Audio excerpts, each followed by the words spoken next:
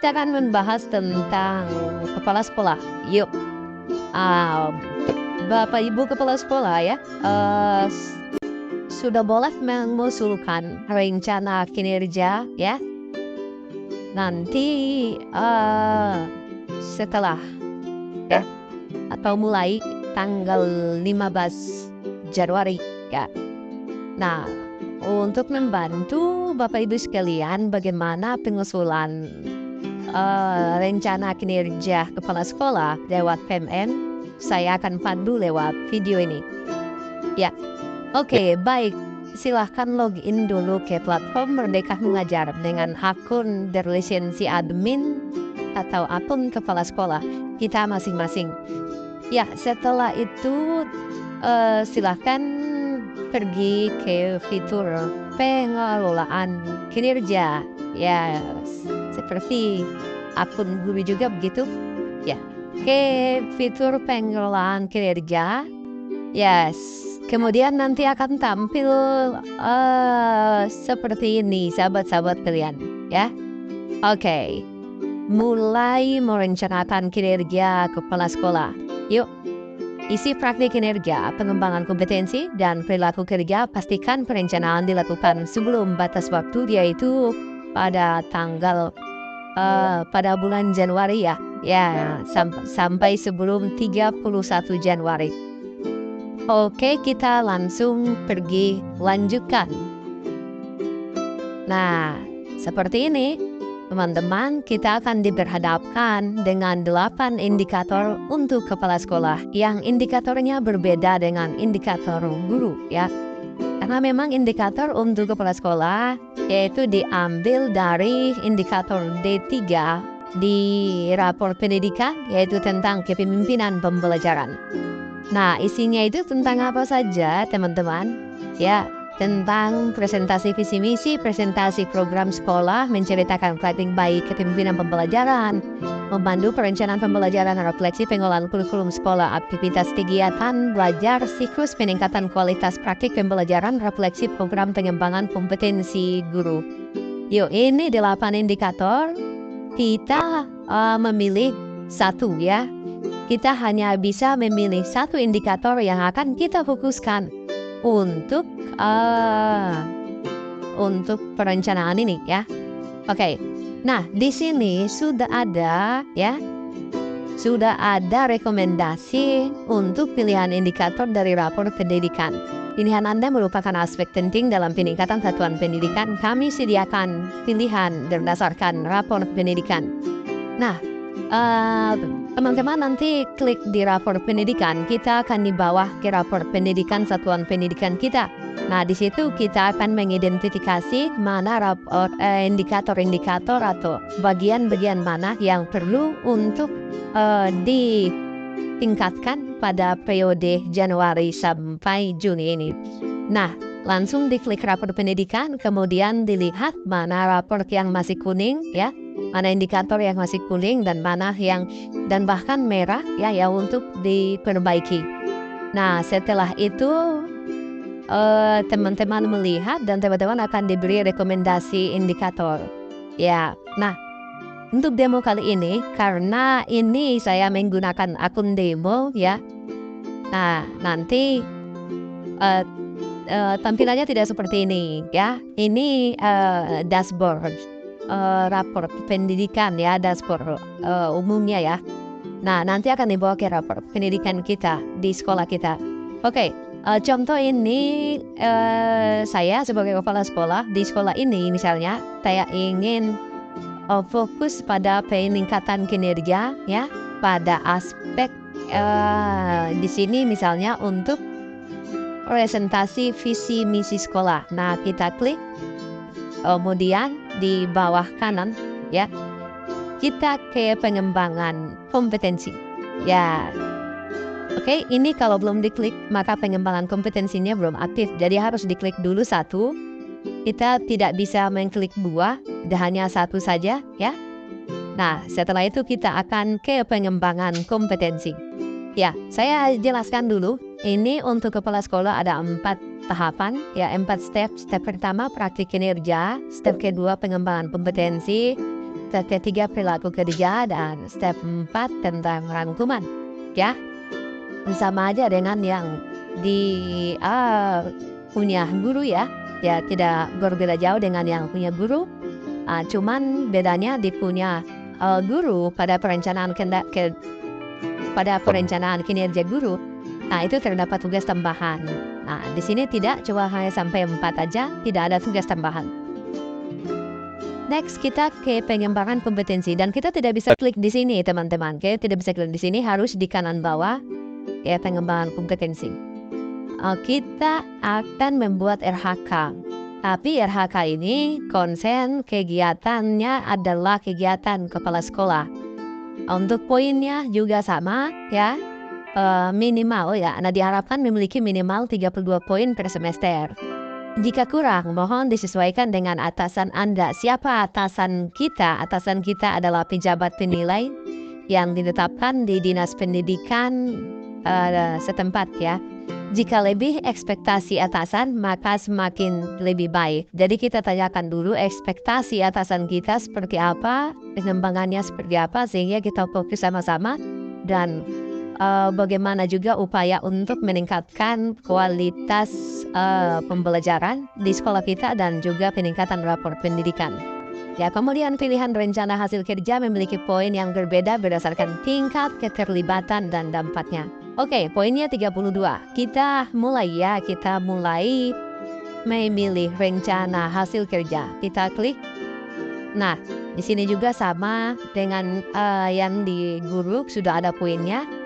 Nah, meningkatkan kinerja satuan pendidikan dalam peningkatan karir kepala sekolah melalui peserta berbagi praktik baik yang diselenggarakan oleh komunitas belajar. Nah, misalnya ini yang saya pilih.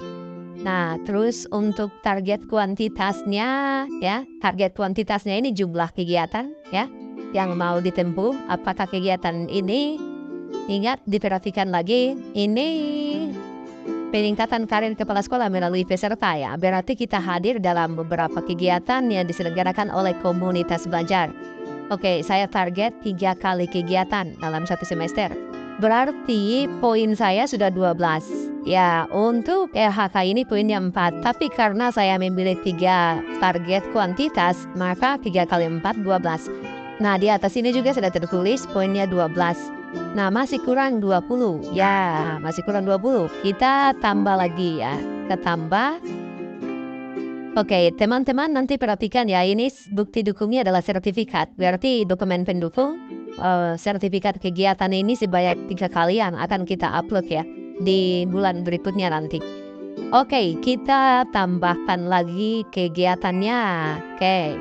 Misalnya saya hanya memberi contoh, nanti Bapak Ibu sahabat-sahabat sekalian memilih sesuai dengan target pencapaian dalam periode ini. Nah, misalnya saya ingin meningkatkan kinerja peningkatan karir kepala sekolah melalui penyusun kumpulan konten unggulan yang dapat dibagikan kepada guru dan kepala sekolah. Nah, poinnya 6 ya. Oke, saya target 1 kali. Nah, di atas ini sahabat sekalian sudah bertambah menjadi 18. Masih kurang 14 lagi. Yuk kita tambah lagi. Nah, kita tambah lagi. Misalnya di sini, jika teman-teman kepala sekolah sedang terlibat dalam guru penggerak di periode ini dan dipastikan akan berakhir dalam periode Januari sampai Juni, ya silakan ini dipilih ya. Ini poinnya besar sekali, 128 poin. Oke, misalnya ini saya pilih peningkatan kepala guru melalui penggerak komunitas belajar mengadakan minimal 3 kegiatan berbagi praktik baik, poinnya 36. Ya, oke. Nah, ini targetnya semuanya 100%. Oke, 36 poin.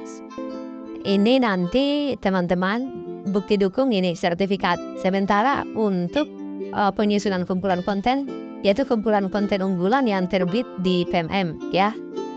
Contoh saja ini, saya hanya contohkan. Terus rencana hasil kerja bukti dukung sertifikat. Nah, oke. Ini kita cek dulu poinnya udah berapa deh. Oh, udah 54, berarti sudah melebihi ekspektasi standar 32 poin. Nah, ini teman-teman nanti kita diskusikan lagi dengan atasan penilai kita ya. Nah, kalau mau ditambahkan silakan ya. Kalau mau ditambahkan silakan, dan kalau tidak berarti kita perilaku kerja. Oke. ini sudah melebihi 32, berarti udah bisa. Ya, terserah nanti kalau mau tambah ataukah lanjut. Nah, selanjutnya sahabat sekalian, kita akan pergi ke perilaku kerja. Nah, ini sudah, yang kedua sudah, sekarang yang ketiga. Untuk pergi ke perilaku kerja, di bawah kanan bawah, ya ke perilaku kerja. Nah, ini untuk masing-masing aspek ini indikator dan perwujudan perilaku ya. Oke, ini sikap ya, perilaku yang ingin ditanamkan dalam periode ini ya, dilaksanakan dan dibudayakan. Ini diambil dari 7 aspek ya, core values, 7 aspek ASN berakhlak ya. Jadi berorientasi pelayanan, akuntabel, komponen, harmonis, layanan, adaptif, dan kolaboratif. Nah, sekarang kita mulai dari berorientasi pada pelayanan. Nah, yuk kita mulai mengisi dan memilih indikatornya sudah ada. Cara mengisinya misalnya saya ingin memahami kebutuhan guru, tenaga kependidikan, orang tua, dan masyarakat dunia kerja. Terus bagaimana, yang ini pertanyaannya adalah bagaimana Anda akan menerapkan perilaku tersebut ini ya, perilaku tersebut ini dalam kehidupan sehari-hari. Nah, ini kita klik lagi, kita cari lagi untuk memenuhi indikator ini apa yang akan kita lakukan. Oh, saya ingin melayani guru, tenaga kependidikan, orang tua, dan masyarakat dunia kerja, ada aspirasi dan keluhannya yang diterima. Oke. Selanjutnya sampai ke 7 aspek ini, caranya sama, tapi fokus aspeknya berbeda-beda dan indikator juga beda. Oke, saya percepat saja di bagian ini. Nah, selanjutnya kalau sudah diisi sampai aspek ke-7, jika sudah selesai, terakhir kita ke rangkuman, sahabat sekalian. Oke, rangkuman ini adalah resume dari keseluruhan yang kita isi dari step 1 sampai step 3. Kita cek lagi RHK kita. Jika teman-teman merasa ingin mengecek lebih dalam, ini ada panduan-panduan ya. Linknya aktif, tinggal diklik. Oke. Nah, ini meningkatkan praktik kinerja kepala sekolah berobservasi kinerja berfokus pada penyampaian program satuan pendidikan. Ya, oke. Targetnya 100% ya. Prosesnya ini perspektif proses bisnis.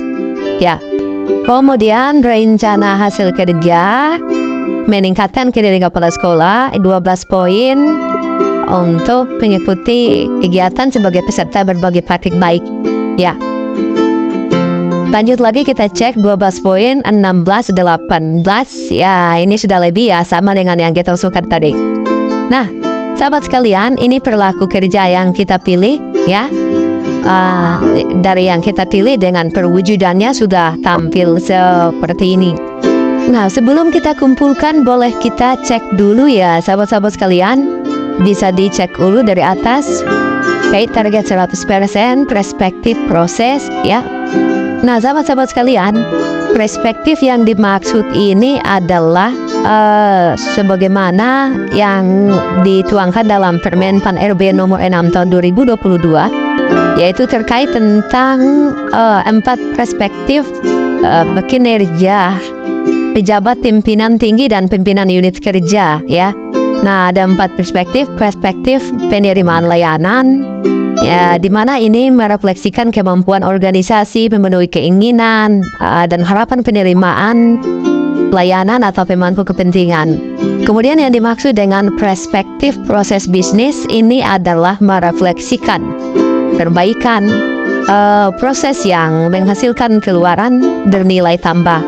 Nah, apa itu perspektif penguatan internal? Ya, ini untuk merefleksikan kemampuan organisasi atau sekolah untuk mengembangkan sumber daya untuk mencapai tujuan organisasi. Sedangkan yang anggaran atau perspektif anggaran ini yang merefleksikan kinerja dalam rangka efektivitas dan efisiensi penggunaan anggaran. Ya, seperti ini yang dimaksud perspektif dari RHK yang telah kita susun. Oke, kita langsung kumpulkan. Ya, kumpulkan perencanaan kinerja. Setelah dikumpulkan, perencanaan akan otomatis disetujui. Mohon ditunggu tahap berikutnya akan disampaikan ke Kepala Dinas Pendidikan. Oke, agak berbeda dengan akun guru ya. Untuk kepala sekolah dalam membuat SKP-nya ini secara otomatis akan disetujui ya. Kita tinggal menunggu tahapan berikutnya. Jadi nanti ini akan dikembalikan kepada Dinas Pendidikan setempat lagi. Oke, kita kumpulkan.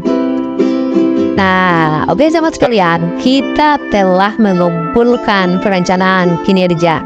Tahap selanjutnya apa? Tahap selanjutnya adalah perencanaan akan otomatis disetujui. Kemudian menunggu tahap berikutnya. Next, kita kembali ke beranda. Oke, demikian mudah saja bagaimana cara membuat ya perencanaan kinerja oleh kepala sekolah. Terima kasih, semoga terbantu.